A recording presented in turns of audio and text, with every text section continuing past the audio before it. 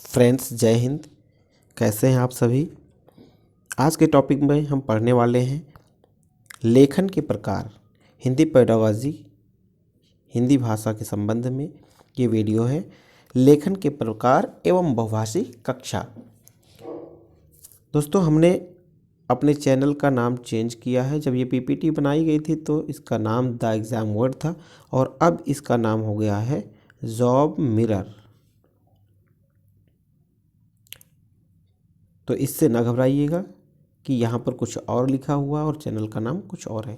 चलिए हम स्टार्ट करते हैं, जो हमारे सीटेट एग्ज़ाम के लिए बहुत ही उपयोगी है और क्वेश्चन यहाँ से ज़रूर बनते हैं। लेखन के प्रकार।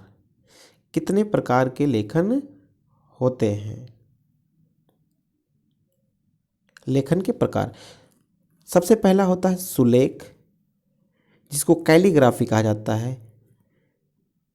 जब बालक की एक सुलेख की बुक आती है और उसमें ऊपर लिखा होता है और जैसे जैसे लिखा होता है वैसे लाइन टू लाइन बच्चे लिखते हैं, बनावट बनाने की कोशिश करते हैं और बनाते हैं। इससे उनकी राइटिंग अच्छी होती है, उनका जो लिखावट होती है, लेखनी जो होती है वो अच्छी होती है।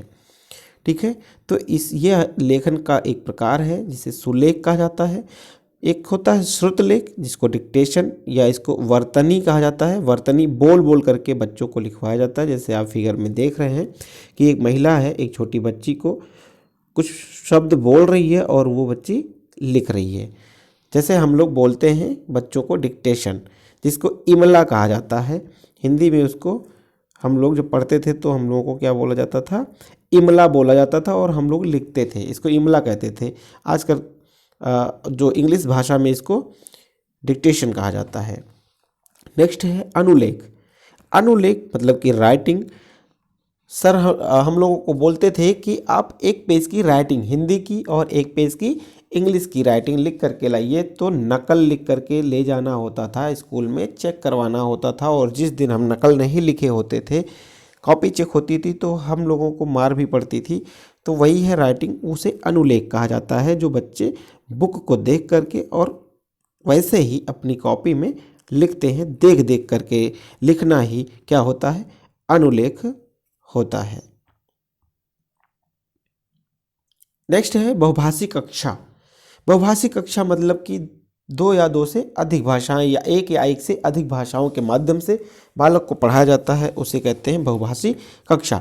जैसे मान लीजिए कि एक भाषा हिंदी, अंग्रेजी और मराठी मान लीजिए या भोजपुरी मान लीजिए। बालक को जब जहाँ जैसी क्षेत्रीय लैंग्वेज होगी उसके अकॉर्डिंग मान लेना होगा हमें।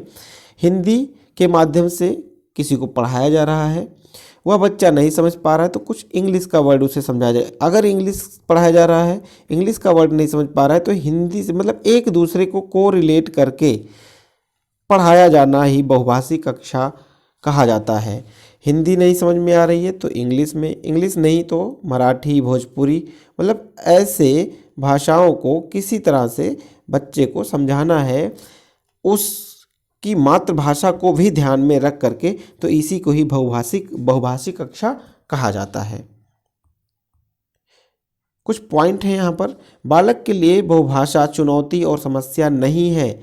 कभी भी अगर क्वेश्चन आता है कि बहुभाषा चुनौती है या कोई समस्या है तो नहीं, वह मात्र एक संसाधन है।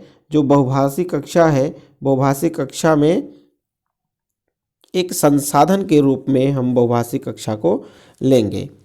विविध स्वर रूपी पाठ्य सामग्री सर्वाधिक सहायक होती है।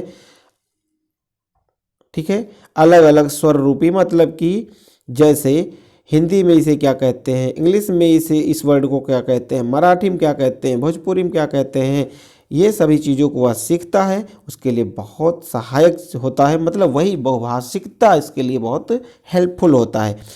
अगला है, एक से अधिक भाषाओं का प्रयोग संज्ञानात्मक रूप से समृद्ध होने का संकेत है।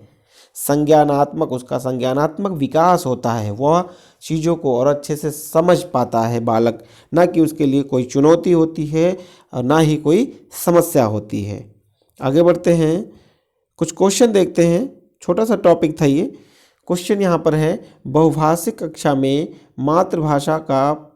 मातृभाषा प्रयोग को अधिक महत्व नहीं दिया जाना चाहिए, अनदेखा किया जाना चाहिए, अस्वीकार किया जाना चाहिए, स्वीकार किया जाना चाहिए।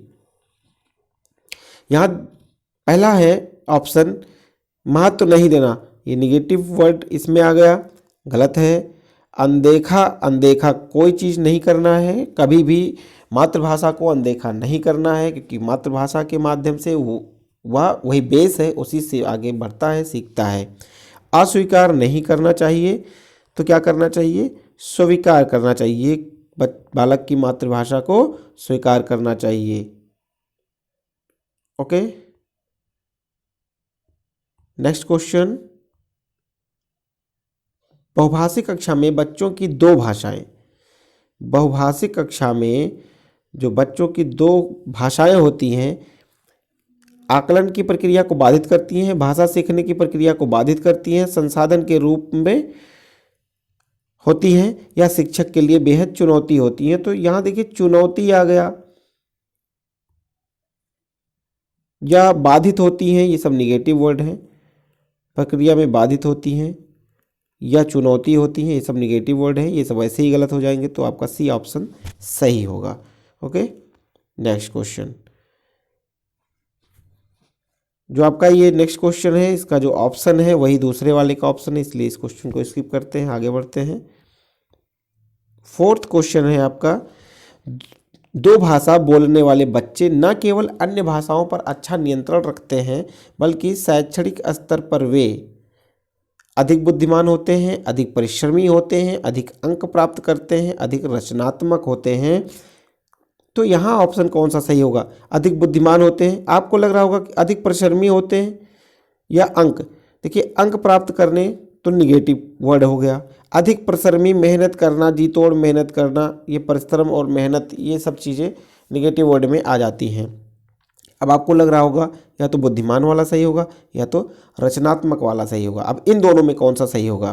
तो बुद्धिमत्ता की बात नहीं, सिर्फ दो भाषा जान लेना ही बुद्धिमान का पैरामीटर नहीं होता है। और जब आप सीटेट के क्वेश्चन कर रहे हैं तो आप समझिए एनसीएफ 2005 को अच्छे से पढ़ लेंगे, जो हमारा वीडियो बहुत जल्द आने वाला है और बहुत ही डिटेल में हम पढ़ाएंगे, क्या करके आप प्लेलिस्ट में देख सकते हैं। तो अधिक रचनात्मकता को, क्रिएटिविटी को बढ़ावा, सृजनात्मकता, रचनात्मकता, क्रिएटिविटी को बढ़ावा देने की बात करता है। तो इसलिए जब ऐसे ऑप्शन कहीं रहेंगे तो तुरंत वो ऑप्शन सही कर दिए जाते हैं, वही ऑप्शन आपका सही होगा। नेक्स्ट क्वेश्चन, भाषाई विविधता। भाषाई विविधता मतलब एक से अधिक भाषाएं अगर कहीं पर बोली जा रही हैं, पढ़ाई जा रही हैं, समझाई जा रही हैं, वो बात किया जा रहा है यहाँ पर, को सम्मान देना चाहिए। भाषा की कक्षा में एक संसाधन है, बहुभाषिक बच्चों के संज्ञानात्मक विकास की ओर संकेत करता है, यहाँ संकेत रहेगा, या उपयुक्त सभी। तो यह भी सही है, ये भी सही है और ये भी सही है, इसलिए यहाँ पर ऑप्शन कौन सा सही होगा? लास्ट में जब आप टिक करेंगे तो उपयुक्त सभी यहाँ पर सही है। ओके, धन्यवाद दोस्तों वीडियो को पूरा देखने के लिए। लाइक सब्सक्राइब, चैनल को सब्सक्राइब करिए, वीडियो को शेयर करिए, कमेंट करके बताइए कि वीडियो आपको कैसा लग रहा है। धन्यवाद दोस्तों।